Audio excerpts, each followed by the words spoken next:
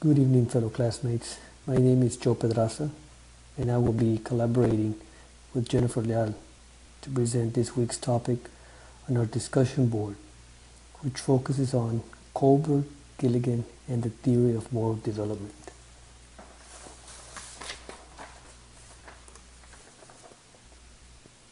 I will begin with a brief biography on Lawrence Kohlberg and then proceed to explain the moral development theory.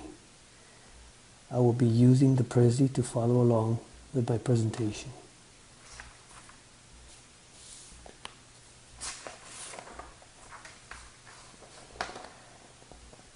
Lawrence Kohlberg was born into a wealthy family on October 25, 1927, in Bronxville, New York. Kohlberg attended the Andover Academy in Massachusetts. During his childhood, he decided to become a sailor during World War II and help smuggle Jews out of Palestine. Kohlberg enrolled as an undergraduate at the University of Chicago in 1948. Amazingly, he only had to complete a few classes to receive his bachelor's degree because his admissions test scores were so high. Kohlberg was completing graduate work at the University of Chicago when he became interested in Piaget's theory of development. He completed research in graduate school about children's reasoning during moral dilemmas. Kohlberg soon began studying moral reasoning in men. Kohlberg became a professor at Harvard University in 1968. During his stay at Harvard, he founded the Center for Moral Education and the Cluster School. Lawrence Kohlberg died in 1987 after being hospitalized for a tropical disease. He mysteriously disappeared from the hospital, and his body was later found in a marsh. Some believe that Kohlberg committed suicide. Let me begin by going through the three levels of moral development. Each level, as you will see, has two stages. And you can follow along on the Prezi. What I'm going to do is basically cover each one of the stages and give you an example of that stage. And then I will conclude the presentation after that.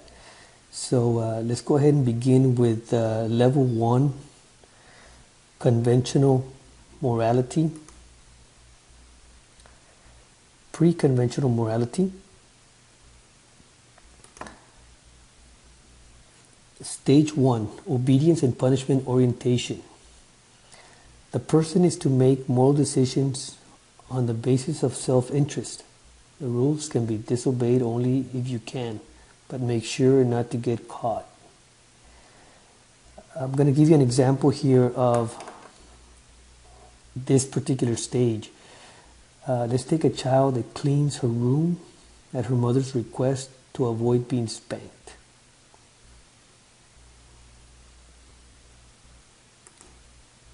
Moving along to stage 2 of level 1, pre-conventional, individualism and exchange. The person is able to realize that people have needs. The difference here is that a higher priority is placed on the needs of oneself instead. Selfishness supersedes thoughtfulness. If we think of an example here, you could say that a child distributes candy equally as a reward to everyone, even though some of his peers did not work as hard as others to earn the candy.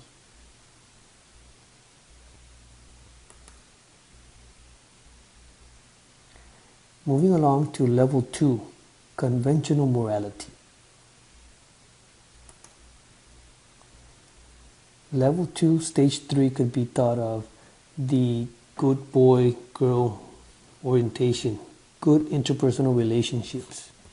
This stage can be thought of as the good boy, good girl stage. The person makes decisions on the basis of what will help others. It is more important to maintain interpersonal relationships rather than pleasing oneself. An example here would be an adolescent that cleans the house without being asked in order to please his parents.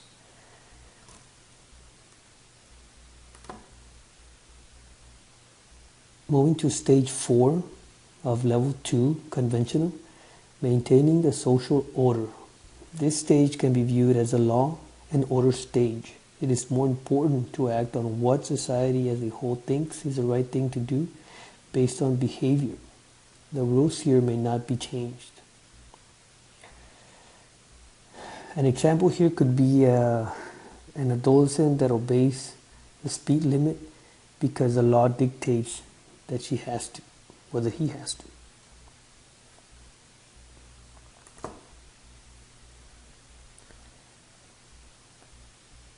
Level 3 now moves on to post-conventional. Social contracts and individual rights.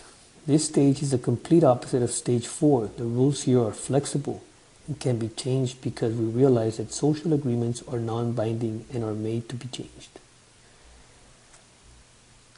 The example that I can think of in this stage is the cancer drug example in the Heinz dilemma.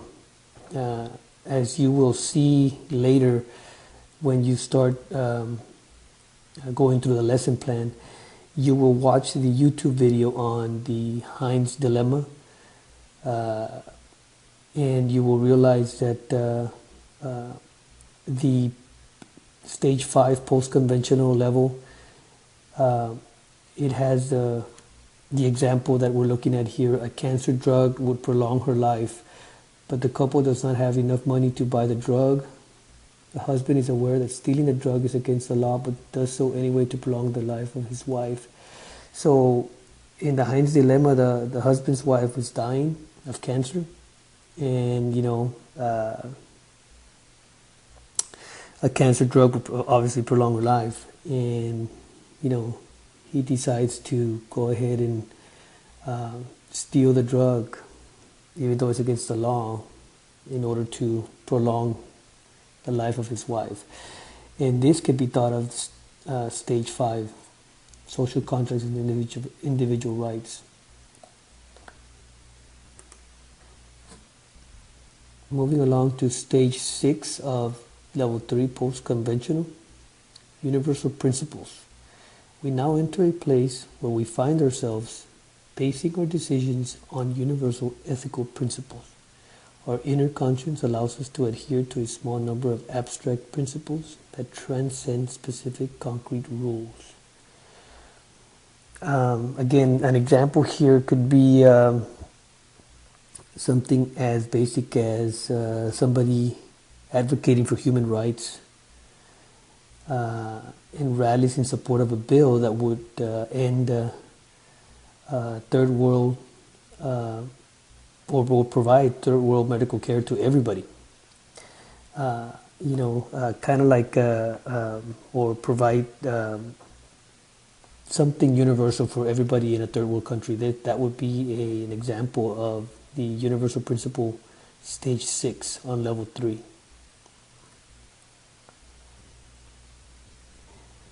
And that pretty much concludes the presentation for the theory of moral development.